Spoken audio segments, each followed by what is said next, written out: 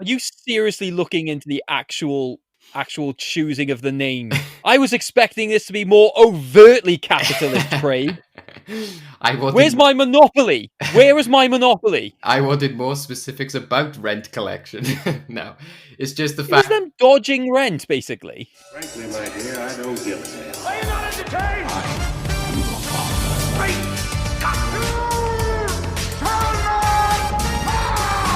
Here's Johnny. I'll be back. It's not the car, it's a very naughty boy. Well, good movies. Bonjour, hola, guten tag, shamai. Welcome to Well Good Movies. And yes, we are here once again at the end of our anniversary month. And as usual, this is the podcast that gives you the topics worth discussing and the movies worth watching. I'm your host, David Oscar, and I'm joined as ever by my co-host, Craig McDonald. Hello, Craig. Hello, David. And how do you feel at the end of our anniversary month, Craig? Well, it's good. Like any good anniversary, we have to give each other gifts. So with this being the first year, it's paper. So I just threw a piece of paper at you. It was great. Right. Just waiting for that diamond anniversary then where I actually get diamonds. Yeah, but you're not going to like how they're going to arrive. Oh, okay. How have you felt about the content that we've had so far this month? How have you felt that's gone? I think it's been good. I'm glad that we're finally getting the commentaries out there. I can't wait to see some more of the films we've got planned. Just getting out there. Especially some of the moments I've specifically got planned for you in terms of commentaries. I'm glad that we're finally doing those. I'm glad that I secured a victory over you in the end games, stopping your monstrous reign and making the guests happy. Yeah, I was thinking about that in terms of today's end game, because when I was planning what will eventually come, I was thinking, did I just get lucky in terms of the topics? Today might show my general trivia of just watching something and not paying attention whether that will come true or not. It's been a fun month. We've had lots of look backs, and today kind of still links into that element of, long built up moments and, sharing our love of film through films that we have talked about for a long time, but then not equally seen. So we'll talk more about that later. First of all, I wanted to sort of give a throwback to our early days of podcasting. Like I said, some people might be familiar with it, some others may not. But we started as Film Talk, as we did within this year, but we started as Film Talk 3-4 years ago. And when we did that podcast, it was mainly a news review show. So I wanted to talk about a bit of film news, because we were talking about some of these, one of these stories earlier in the week, just socially anyway. And I thought it was just a good chance to give our opinion on it, especially because news is quite dry at the moment. So anytime film fans are getting film news, we're like, ooh, finally. And I think these two ones are quite applicable to where we've had opinions on the franchises before. So I first wanted to talk about the Hunger Games prequel. We talked about this earlier in the week. Lionsgate has announced that they're doing a prequel series, which is based off the prequel books that Susanna Collins has written or is in process of writing, and it'll act as a backstory to President Snow, who appeared in these films. And I remember you had quite strong feelings on this, didn't you, Craig? What exactly were they? If by strong feelings you mean a strong sense of mediocrity and just absolute apathy for giving a damn about these films, then you're right. I mean, I do not know what aspects of the history of the world of the Hunger Games that they'll be able to give us that we weren't already aware of, that isn't just going to be the sort of generic rise of like totality. I think, because you basically said that it's covering like the rise of President Snow, right?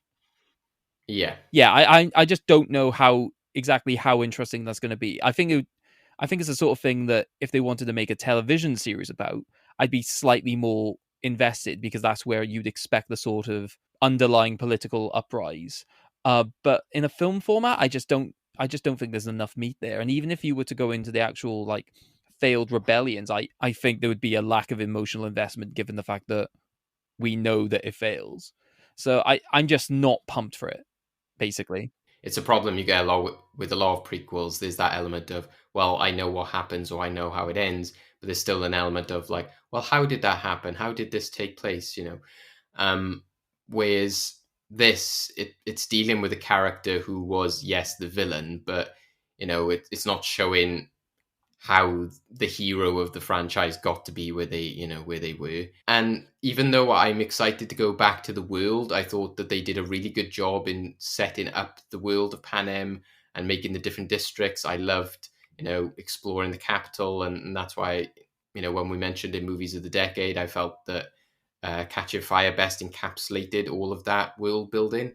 But like you said, if it's a prequel, then we might not get any of that. We're not going to get any of the lavish lifestyle of the capital. And if there's just uprising within the different districts, then again, you're sort of just seeing the more down and dirty elements of the districts, which made the final two films less exciting or less visual.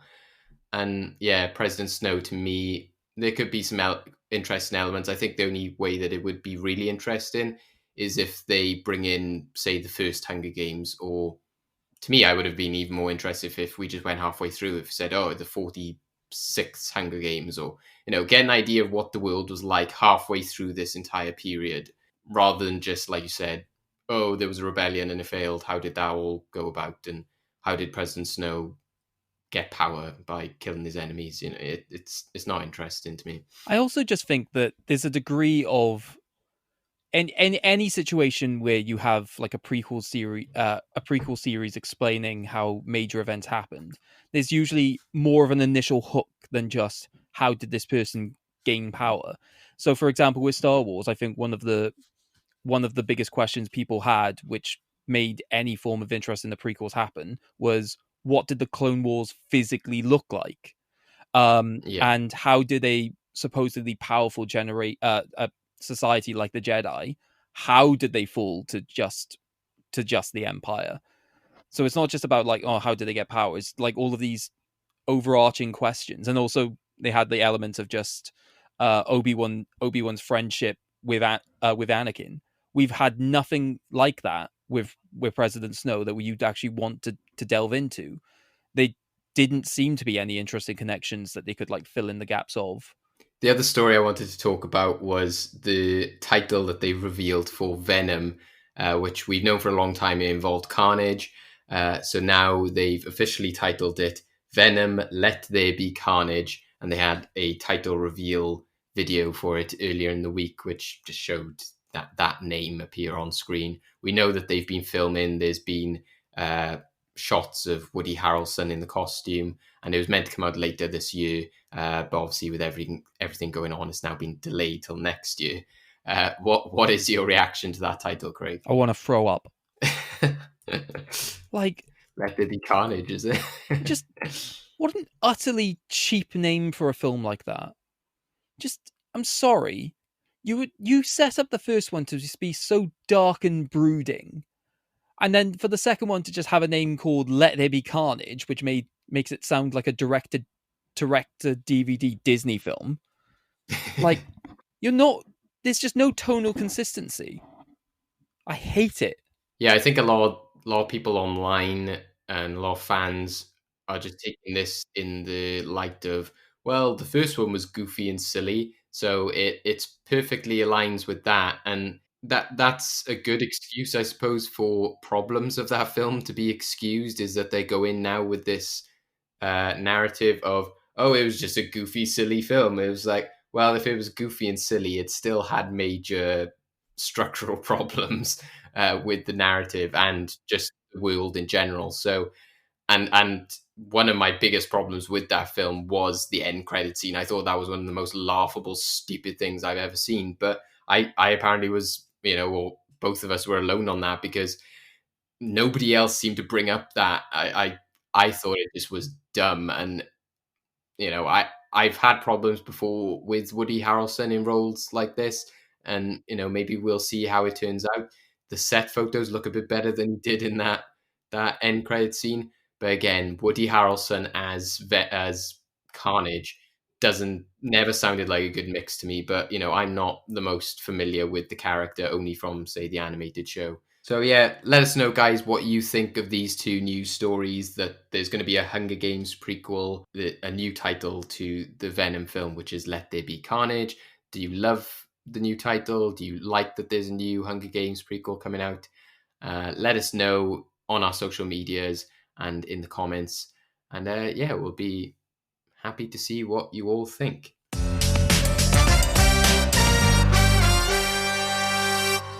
We now go on to our main part of this episode, which, like we teased before, this month we've got the theme of 1 year of podcasting and celebrating our conversations about film. So we wanted to have a chance to talk about individual films that were more personal to us, but rather than something that we instantly know, it's going to be films that we have never experienced before, with the specific aspect being the other person has seen that film and has always wanted the other person to see it as well.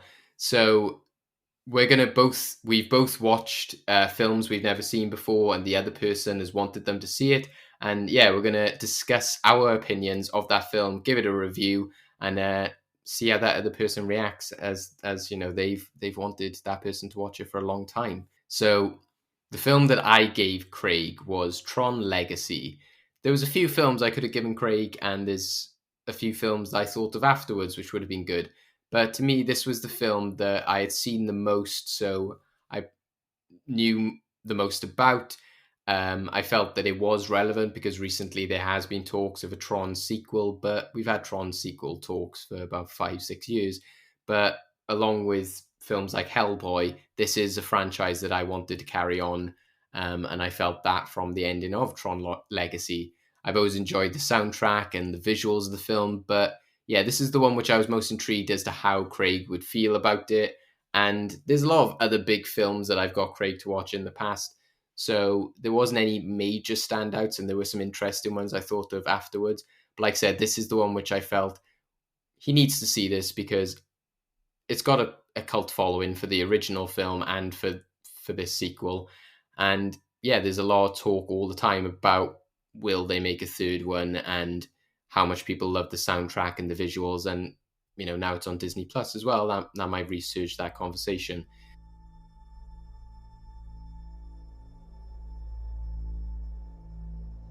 I promised you that if I ever got any information about your dad, I'd tell you first, right?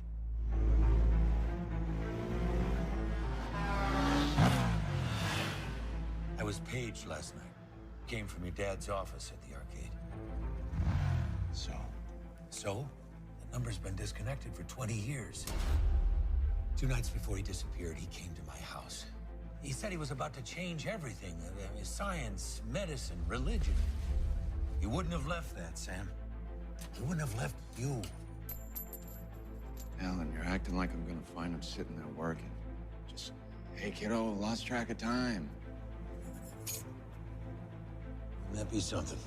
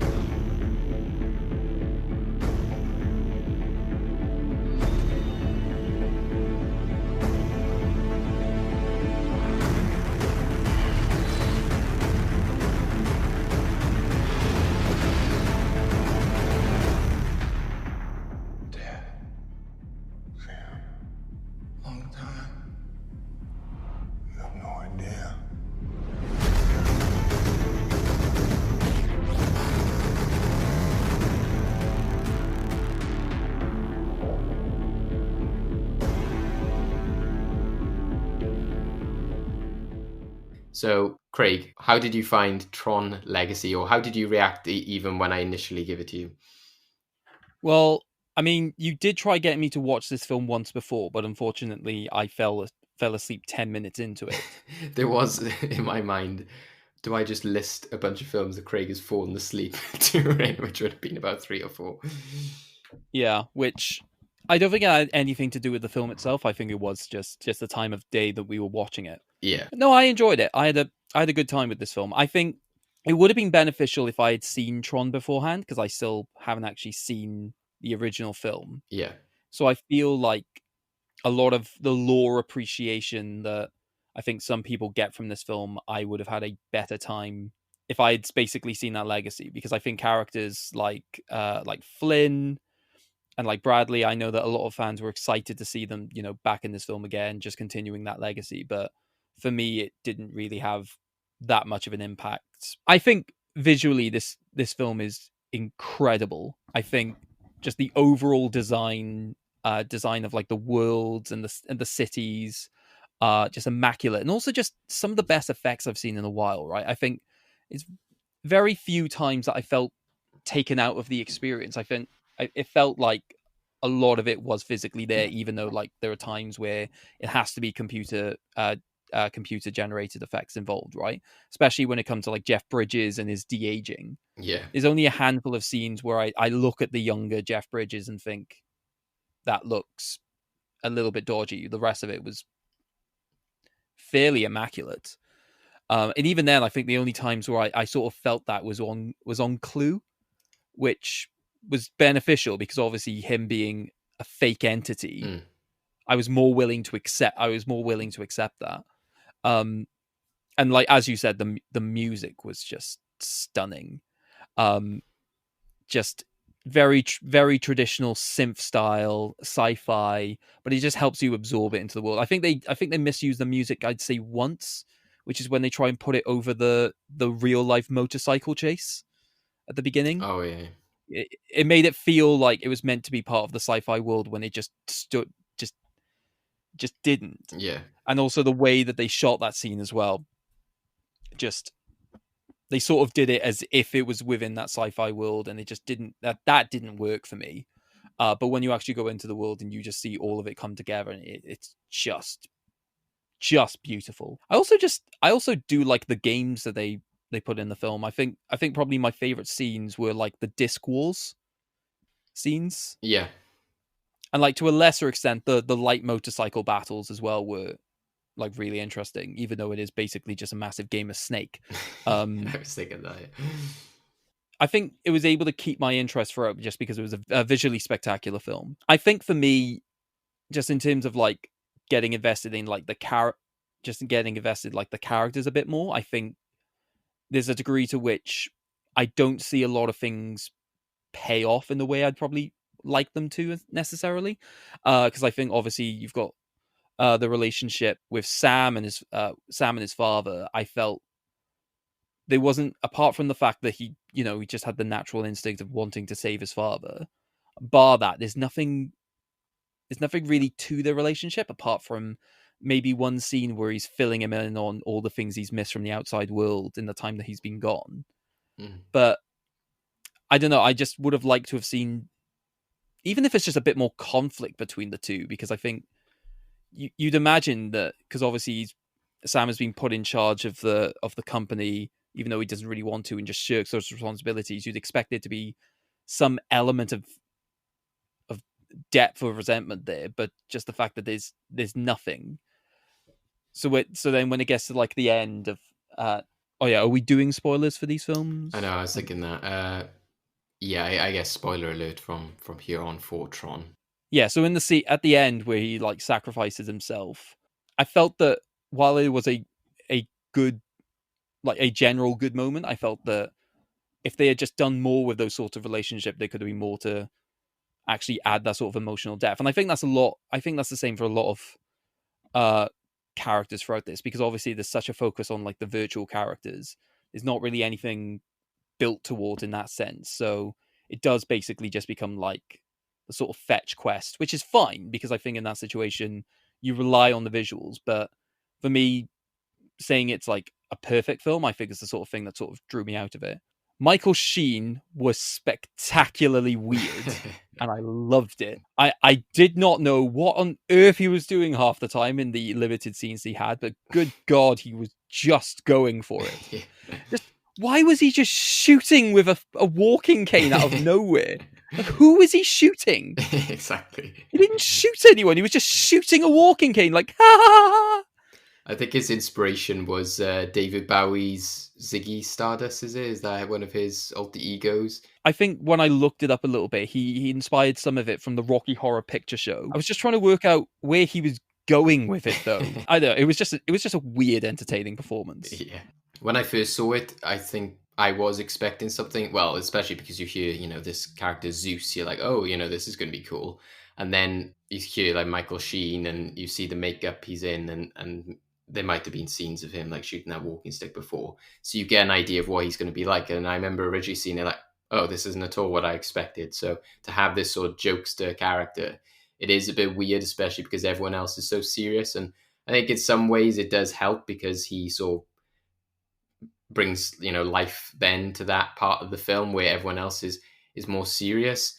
Yeah. But it does sort of throw you for a loop, and it is strange that, considering what that character would go through, that obviously he says that he's adapted and originally he was fighting for the ISOs, that he would then go, oh, well, I'm not going to be that anymore. I'm just going to be this crazy bar owner. It's like, right, why? I understand the whole element of siding with Clue and thinking that that's the better trajectory to go down. But just the idea of I'm just going to turn into this like madcap guy is strange, but okay. It's just the fact we also don't know what he was like before, because he said he had to change a lot about himself. And I'm just like, please don't tell me you were that stoic before, because if you've just then turned to this, like, what on earth are you doing? Yeah, and you mentioned like most, the strong elements I love about it. I think, like you said, it's visually spectacular. It's just gorgeous to look at, and it's very, very rare that you actually see a film that looks exactly like its concept art. Yeah. So I think that is commendable because it looks so true to life of what the vision was. It's not a scaled back version, which some films are then scared to do, where they go, "Oh, that's a bit too out there." They go for it, which I think is good. Yeah, you can definitely tell that from like the main visual alone, the holding up of the identity disc. Yeah, like even in the film, I was just like, it felt like they just took a picture of that exact moment and just put it on the poster. Yeah, like it was that true to it. But when I was looking up stuff for it, I didn't realize that, and it makes a lot of sense, that Joseph Kaczynski, the director, was originally an architect. So it makes more sense now that he's very heavily involved in the sets and the designs. And you can tell that obviously he is very an aesthetics or director. But the fact that he was a former architect made even more sense to, like, the carrier ships, how they sort of go on the two legs, and then the level like lowers down. My major problems with it, I've never said it's a perfect film. I think it's just important and really cool elements to it. But yeah, it does lose traction so halfway through. I think the first hour is spectacular. Yeah, definitely. But then it just becomes a bit stale. It probably was very hard for them to get out of that because they had this story to tell. So I can't really think of an alternative they could have taken. There's certain things they could have done, but it would have then become a different story. I think it's a case of they play their best cards too early. So the light cycle and the disc wars both being at the beginning then meant that you've then got this plane chase at the end, which you're like, this is nothing to do with Tron lore kind of thing. So, not to mention the amount of time they spend on the freight train. Yeah. And they spend a lot of time on that train. Yeah. And I think while having some of the conversations between Sam and Kevin are good, do we need the entire sequence of like fixing Cora? Do we need those sequences of just repairing it and then just readjusting her back into reality? Probably not. But I did appreciate that Jeff Bridges went about it with this whole hippy dippy vibe. So he had very much become, he's meditating and he's getting through this situation by finding his zen. And I enjoyed elements of that when Sam is doing things. He's like, oh, you're crashing my zen place, man, and all this kind of stuff. So I enjoyed that. And that made sense why he didn't care about the corporate stuff as much. I did like when, he says, oh, how did you learn that move? And he's like, oh, jumping off the tower. And he's like, oh, there's a tower now, kind of thing. Yeah, overall happy that you saw it. Yeah. And like it, hopefully it springboards an interest in me watching the original before whatever comes out for the future. There's There are times when we're dirt broke and hungry and freezing, and I ask myself, why the hell am I still living here? Or life is yours to miss. No. A bunch of us are getting together tonight. Would you like to come with us? Sure.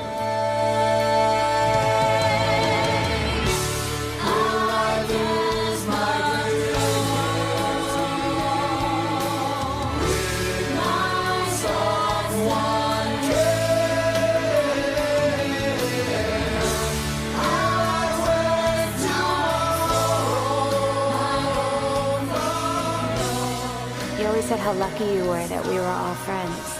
But it was us, baby, who were the lucky ones. Revolution Studios presents the musical phenomenon that defined a generation.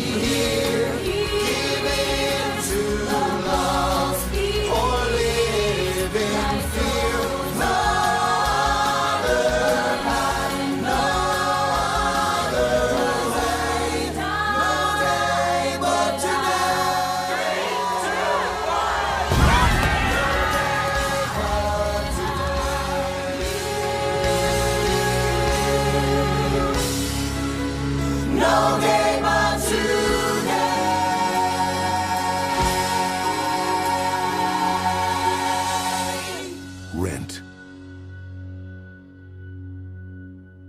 While David chose a film for me, in terms of like a legacy and in terms of like an upcoming franchise, I decided to use my film opportunity to right a wrong that has been going on for about 8 years.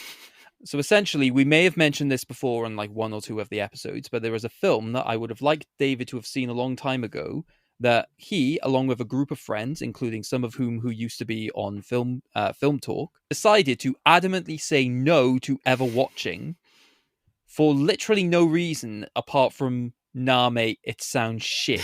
I did say this on the musical episode, that there was also just the joke of not seeing it because you wanted us to see it so much. Yeah, carrying on that for so long. So I decided to finally end this. And when we decided on this, David has finally seen Rent. Yes. So the film, based on the incredibly successful stage musical written by Jonathan Larson, directed by Christopher Columbus. No, not the Explorer one.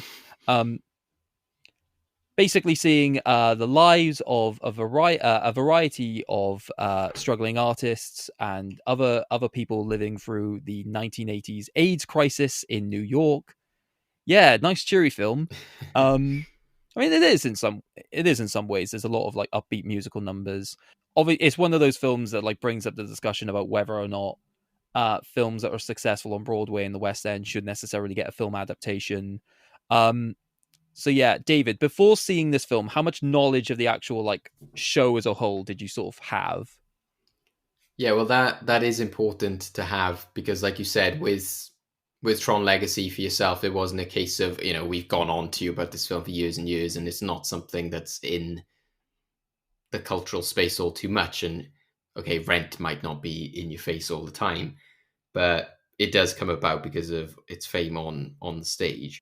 I sort of link it a lot to that Something Rotten song of, some musicals are really sad.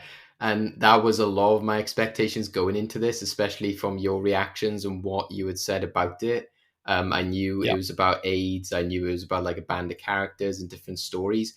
And I knew it was serious. And that was my thinking. And there's an element then of, well, this person keeps talking about this film, so there's the risk of them watching it and it actually not being a complete, at all like your expectations. Yeah, I didn't know what to think of it at first, especially halfway through, because I was so thrown by this isn't what I expected the film to be at all. And it opened with exactly what I thought it was going to be. So it was literally the 5 minutes being like, yes, this is what, Rent is in my mind. And then just quickly goes off on a complete tangent that wasn't that. So it took me a good hour or so to get used to that. So I think my feelings towards it are kind of the same as some other film musicals. And you might not like this comparison, but it reminded me a bit of Into the Woods. Okay. Only in the sense that I really liked I was watching Into the Woods, like these songs are really good, and you can tell they're ripped straight from the stage musical. And I really liked they were being completely, or what appeared to be completely faithful to that original musical. So the strengths of that musical come out in the music and the story, but just everything else you're seeing doesn't seem to match up with that. And yeah, it doesn't always work as well on film. You can imagine it working well on stage. So I think that was my feelings towards Rent. I think there's a bit of a difference in that the cast of Rent is a lot better than Into the Woods.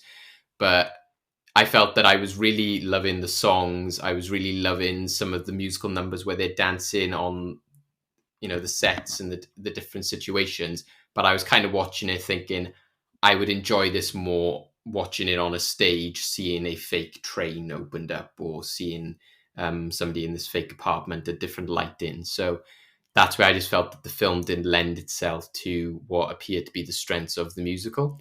I think to be fair, I think one, it's a common criticism of Rent anyway, but as well Yeah. as adaptations of stage musicals anyway. So I can get that.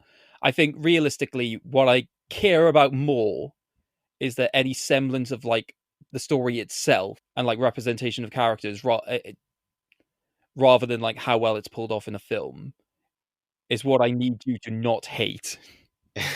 No, I definitely don't hate it. I think where the film wants to be successful, it is successful in those scenarios. So I definitely felt that the aid storyline was the best pulled off. I think is it "I'll Cover You" is like one of my favorite songs in there. So yeah, that's a brilliant song. So that then highlights that relationship very well. And I did feel that death was just coming. I was just waiting for that person. Again, spoilers from this point on, but Angel, as soon as I met that character, I was like, oh, from my experience of films about AIDS, and this isn't going to end well for this character. So yeah, I found myself invested in that aspect of the story. I was just surprised that there were so many other scenarios going on. I found myself a bit distracted by the is it Mimi and Roger. I found that was not as strong for me. I didn't get on board with that relationship. I think mainly because I didn't really like the performance of Roger Davis. It's by Adam Pascal. I didn't like this guy at all. He seemed really unemotive to me.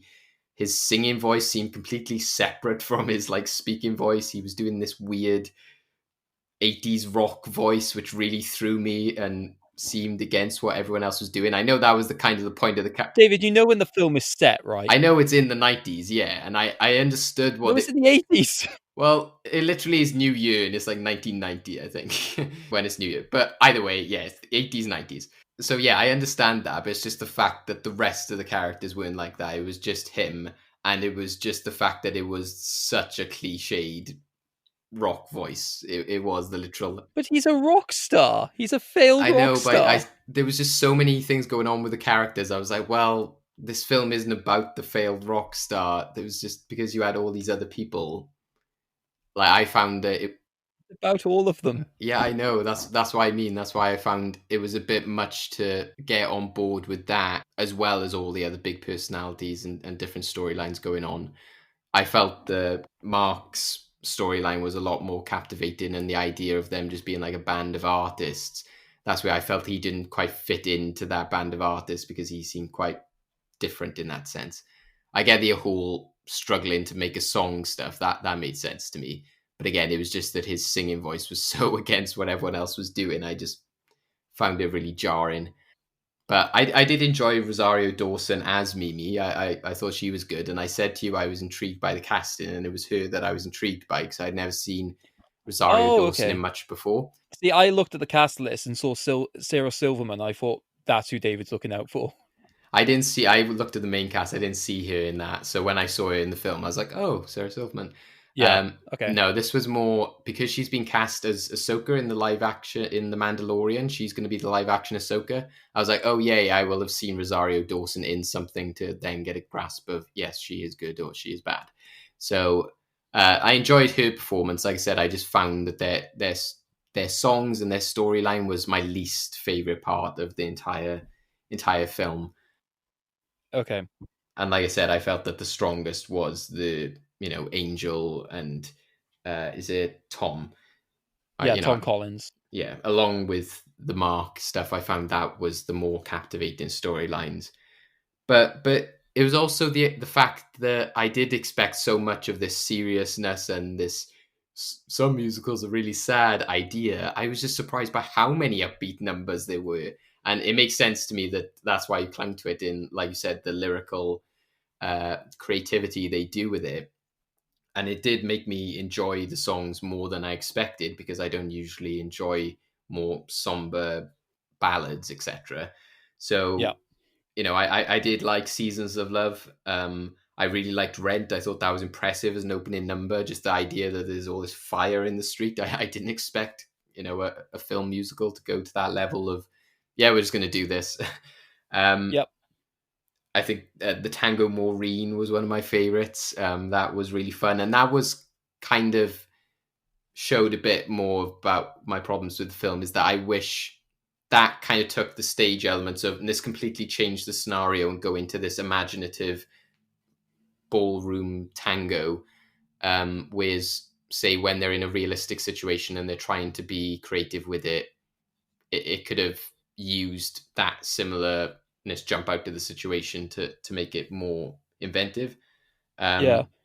Lovey, There's one scene I'm dying to talk to you about, but I'm going to see if you just bring it up organically. and yeah, the other two songs I really liked was La Vie Boheme and I'll Cover Of You, course. which I had Yeah. mentioned before. And like I said, La Vie Boheme, like I said, I think that is one that works in the context of the film. I think because it's a central location. I could see elements of it working better on stage. The fact that, the guy sort of flips back and they all carry him and they do this sort of fake eulogy. I think all of that is fun. But yeah, I just felt that alongside that, the storyline didn't. I just found it hard because there's so many different storylines going on, and the fact that the entire point of it is called Rent, and there's this guy who's sometimes asking for rent, sometimes not. I was surprised that Are you got seriously diluted. looking into the actual choosing of the name? I was expecting this to be more overtly capitalist, Craig. Where's my monopoly? Where is my monopoly? I wanted more specifics about Rent Collection. No, it's just the It was fact. them dodging rent, basically. Yeah, no, I got that. It's just the fact that I expected, because it was a collective thing of a group, I thought it was going to be a bit more about how the struggles of paying rent and getting by as a creative. But because they took so many diversions into the relationship of Indina Menzel's character, those two, and then diverting, like I said, to Mimi and Roger, I was. Yeah, but you know that they're using rent as like a broader term in this situation, right? So it's not just the idea of like physically paying rent, but it's also the things in which you borrow from each other. That's why in one of your favorite songs of the film, there is the lyric, "I know you can't," like they say you can't buy love, but I know you can rent it. Yeah, I know I'm not that hung up on the rent thing. Why is mainly Why'd you bring it up?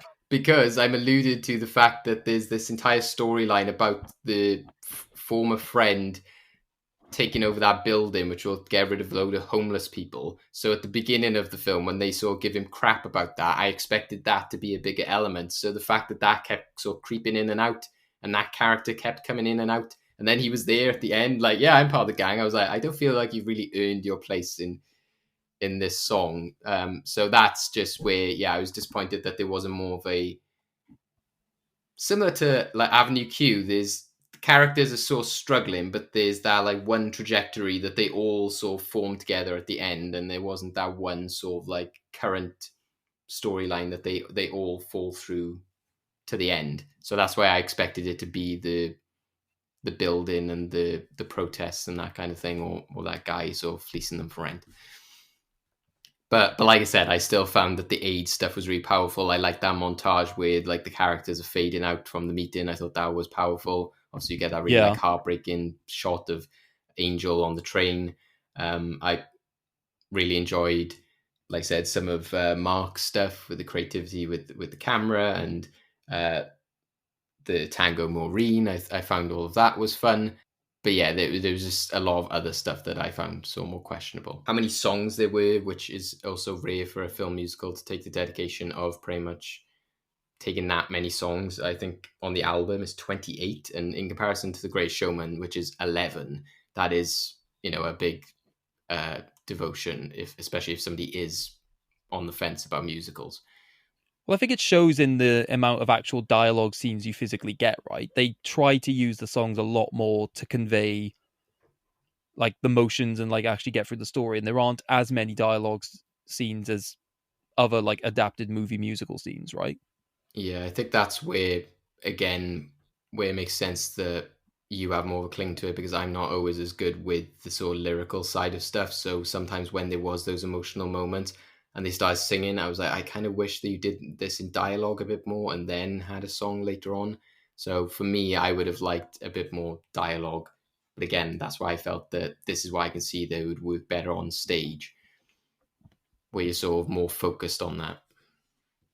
But yeah, I found Chris Columbus was an interesting director for this. Some of it, like I said, came across well. That he bigs up the more elaborate elements of it, but then sometimes I feel that it's a bit too bright and colorful, and sometimes looked a bit like a TV movie. The way it was filmed, it was a bit strange, which then didn't lend itself to some maybe of the more serious elements of the storyline.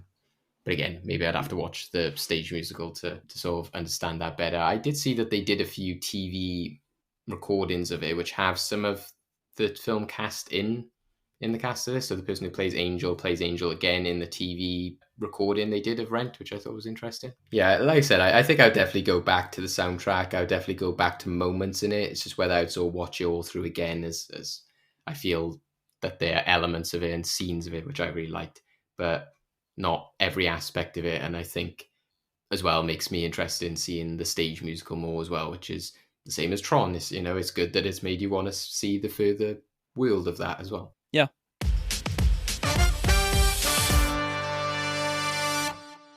So yeah, our usual section, which is the movie vault.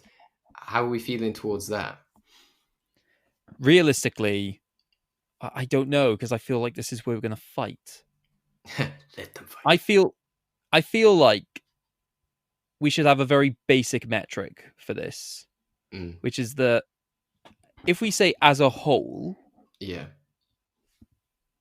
if we generally had a pleasant time viewing the film, yeah, because we basically put a lot of the metric of like to what extent, because some of the reasons we chose this is we wanted to see how much it ignited our passion for everything else surrounding this film. Yeah. Right. So for me, it's would I become interested in the Tron franchise? For you, would it like ignite more of an interest to try and see other adaptations of Rent? Yeah. And I feel like if we can say if the film successfully does that for us, it deserves to go in the film vault for that metric. Yeah, true. Because I feel like we can both say that, like, because there are going to be loads of different interpretations of whether or not the films that we watched were generally like great or not. But I feel like for what we're trying to achieve today, that's probably a better metric. Yeah, we're not approaching it as like what is the best musical or what is the best this or that. So that's where I felt that maybe the natural conclusion would have been neither of them, because it is always going to be biased as to you prefer that. Like you were fine for this film, I was fine for that film. Because I think, to me, while I think the Tron would maybe be a good choice if I was, if we were arguing for each other's films, because of, like I said, the tropes that it initiated and the visuals and everything like that. I'm like, but at the same time, did it make a big enough impact? I'd be fine with it not going in. But then the same thing with Rent, because we brought up maybe stronger or bigger musicals in our musical episode that even as a group of people who had watched Rent as well, we didn't choose at that moment. So I don't know what it's kind of like you said. It's a case of, do they both go in on the merits of they both did what they wanted and we want to explore the worlds more, or did neither of them go in because it's gonna it's. Personally, I think both go in. Yeah, I think, let's be fair, we've put in a lot of films in the film vault that have issues with them. Yeah. But we did so on the basis of, in some way, do they deserve watching? Yeah. And I feel like with our discussions, they are, even if it's for what they do for other media, I think they deserve watching. So therefore, I think they both go in. And even the metric of we went up at this as a film that person's never seen and they need to see. So even though those films that I had come across, which I was like, oh, I don't think Craig's seen that, but I don't really care that Craig has never seen that, So there's also that. So the fact that we picked them out shows that they're films that people should revisit. So yeah, I'm happy with that angle. Cool. So yeah, going into the movie vault this week is both Rent and Tron Legacy.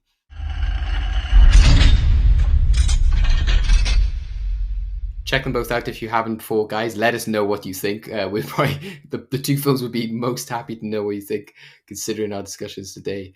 And yeah, if there's any films that you have tried to get friends to watch, which they haven't, or ones that you've recommended to people or always wanted people to see, what are your standout movies that come to mind when you think of those types of films? Also, just films that you want us to watch would also be good to know. Yeah, definitely. So we now go on to our traditional end game. So Craig, what have we got planned today? Well, obviously it's just us again. Obviously, we've just had a lot of investment in individual films. So this game is going to be a you versus me challenge, but obviously it is something that we've both prepared for. So this game is called Have You Been Watching? Nice little play on the TV show you have been watching. So the idea is that we have written questions about the film that we set for the other person that the other person should now have to get just to see how much they were paying attention. Yeah, no, let's just do one person at a time. So, are you ready, David? Yes. Question 1. What is the date mentioned at the beginning of the film? I want the exact date. I would imagine it's 24th of December, 1989. Correct. And that's another thing. Like, you kept saying, like, oh, you guys need to watch this film. Well, maybe you never watched it with us because it was set at Christmas, which would have gone against your rules on Christmas films. Don't start that, for God's sake. Sometimes, David, it's just nice if you just suck it up and just acknowledge when you're wrong. No, I'm just saying that it's just funny because you have a rule about Christmas films at other times of the year, so maybe there was a hidden agenda. I'm not going to lie, I forgot that Christmas was even a factor. It's not really a factor, it's just when the film is. In the same way that I would still watch Die Hard, in the same way that I would still watch something like Iron Man 3, even though it begins at New Year. Right, question number 2. What is Maureen's protest in aid of? Moving homeless people out of an empty building. Maureen's protest. Yeah. The homeless. Yep, I'll accept that. Yeah. Question number 3. What is the name of the club that Mimi dances at? Oh, I remember seeing this in something when I was reading up about like the cast or something. I want to say something to do with like birds or something. I don't know, Foxy. I'm just going to say Foxy's. It's the Cat Scratch Club. Oh, so neither fox or birds. No, that's why I was like, please go with birds. It'll be hilarious when you get this wrong. Okay, number 4. Complete this lyric. There's only us. There's only this. Forget blank. What's the lyric again? There's only us. There's only this. Forget blank. Forget everyone else. Is that your final answer? Sure. The answer was regret. I didn't know if you were going to say rent. Yes, there's only this. Forget regret. It's one of the lyrics that comes up the most throughout the film. Number 5. What is the name of the bulldog mentioned in Maureen's speech in Over the Moon? The bulldog? Yep.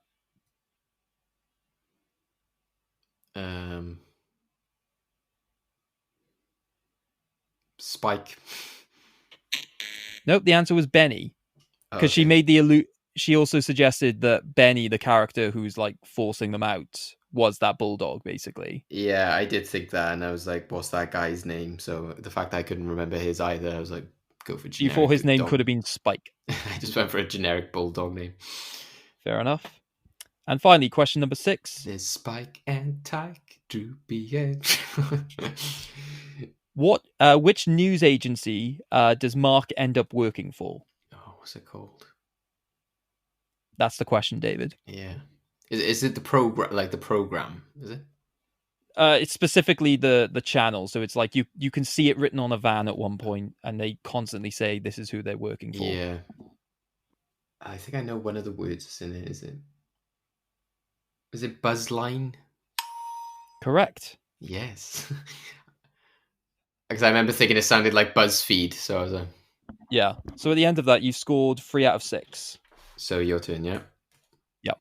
What two musicians are DJing at the End of the Line Club?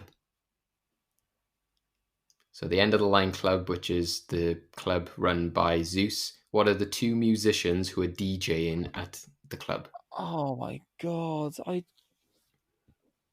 Where is that even said? It's not said, but it's very, very visual.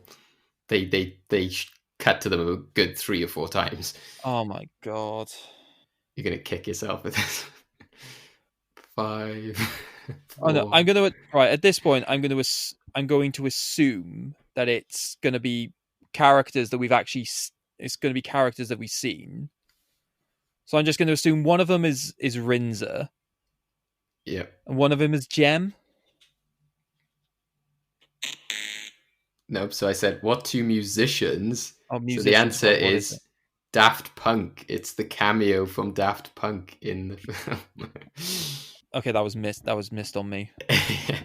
Yeah, so the people who obviously did the soundtrack for it make their appearance in the film. Next, what digitized sound can be heard as Sam kills the last guard of the flying ship's cockpit? So what famous sound, which has been digitized, so has been edited, can be heard as Sam kills one of the guards on the flying ship's cockpit? It's a famous sound that is given a Tron effect. So it's the Grid's version of this famous movie sound. Wait, did you say movie sound? Yeah.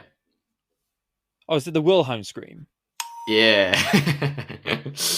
I was wondering how much I should give it to you, but then, yeah, when it just said digitized sound, I was like, I'll throw in the movie.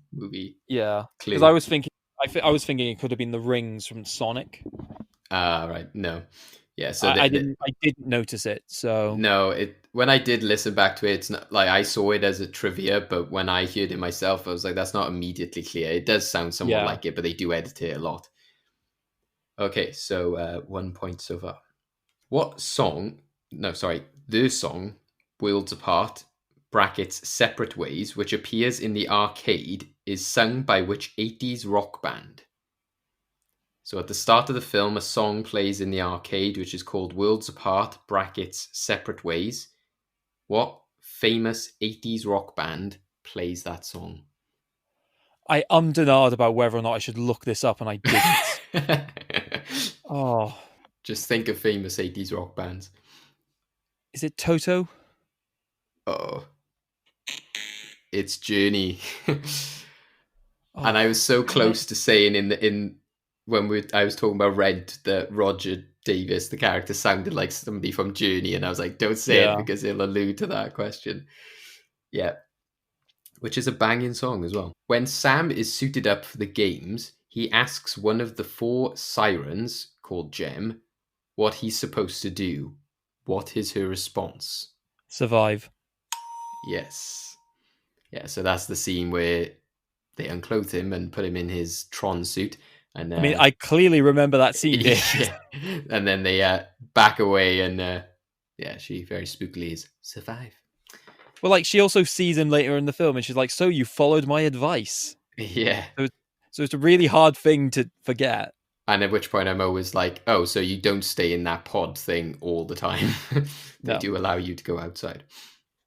What game does Cora tell Sam she can really beat Flynn at?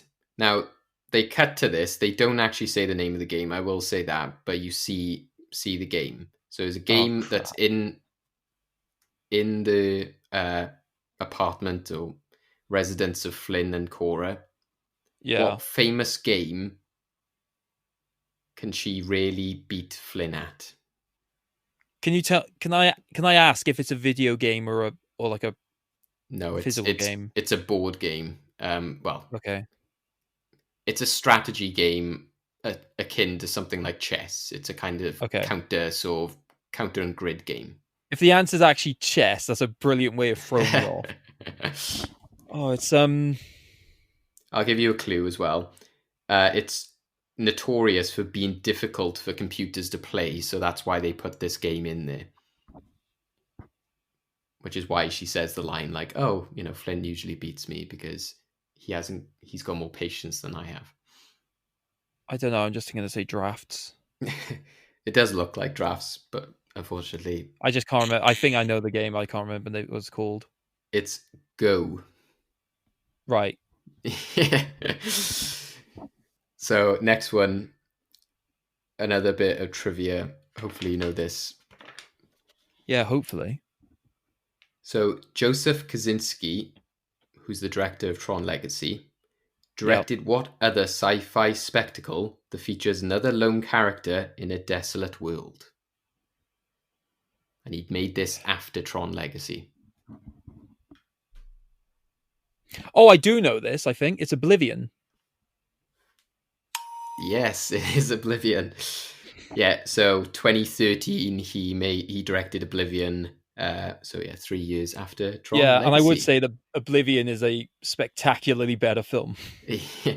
And does again show off his talent for design and cinematography. So in that one you had 3 points, was it? You had the Wilhelm Scream, Oblivion, and so you had 3. Yeah. And so 3 out of 6, what did I get? 3 out of 6. Oh wow. So carry those through to next time or something, is it? Yeah, we'll carry them. So basically, this is the first end game to actually end in a draw because there's no fair way for us to determine the winner after that. No. Basically, do the Taskmaster system. So we take the points that we earned from the anniversary episode. Yeah. We take the points that we got from today. So basically, and then we choose a point at which point there's like the ultimate winner. But today's episode just ends in a draw. Yeah. A first, which is very fitting. I would point out that some of your questions were a lot harsher than mine, let's be fair. Yeah, I did think. It was more because even watching through Tron Legacy, I was like, there's not as much. It was all visuals. It was all like, Here's the thing, look David. at this. I made notes on things you could have asked me. Oh. I made loads of notes on like difficult terms that I thought you were going to make questions out of, and you didn't. I thought you were going to ask me things like what does clue stand for, and like what is the full name of an ISO, or like what is the operating system that the company is trying to launch that gets released online. I wrote down things like that, not like is Daft Punk in the film. Watch that scene and you'll see how many times they cut back to them, though, to be fair. I thought I did think of stuff like that. I was like, oh, do I ask like what are the beings called? And I was like, no, that's too easy. They do say very clearly ISOs, but but then if it was things like what do they stand for, then that would have gone more into the trivia. So I was just looking at things that were visual that you might have seen and just known the answer, or something you heard like, oh, that's Journey, or I can just guess. So Toto was a good guess. It was very close.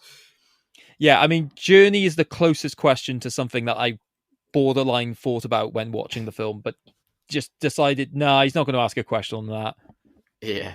And like Oblivion, like with the Oblivion thing, I knew like we had gone to see that film together. So I was like, right, I know. No, I remember briefly seeing that name because I think I clicked on like Wikipedia for the director like once.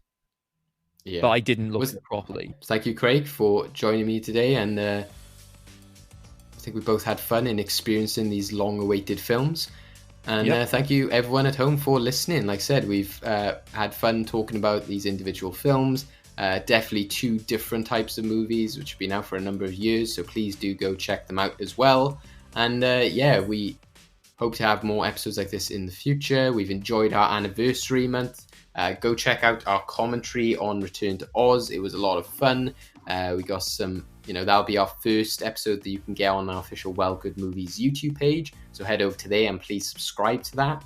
And as usual, follow us on whatever podcast outlet that you use. Review us, rate us on iTunes. Follow us on Spotify and follow us on all our social medias, which is Well Good Movies or Fresh Take Hub. Anything else from yourself, Craig? Yes, I'd like to use this opportunity to officially announce my resignation from the show because I cannot work with someone who has horrendous views like Rent isn't the best movie ever. Fair. That's you've just been waiting all these years. Like once he watches Rent, then my mission will be over. Yeah, I've just been looking for a reason to cancel you after all these years, to be honest, David. Well, there'll be plenty more films, like I said, guys, that we haven't seen before. We'll be experiencing for the first time, and many others that we have loved over the years, which we'll be talking about. So we look forward to joining you on our next episode, which might be linked into May the 4th. So, as usual, it's been fun, Craig, and yeah, I'll catch you on the next one. All right, bye. Bye-bye.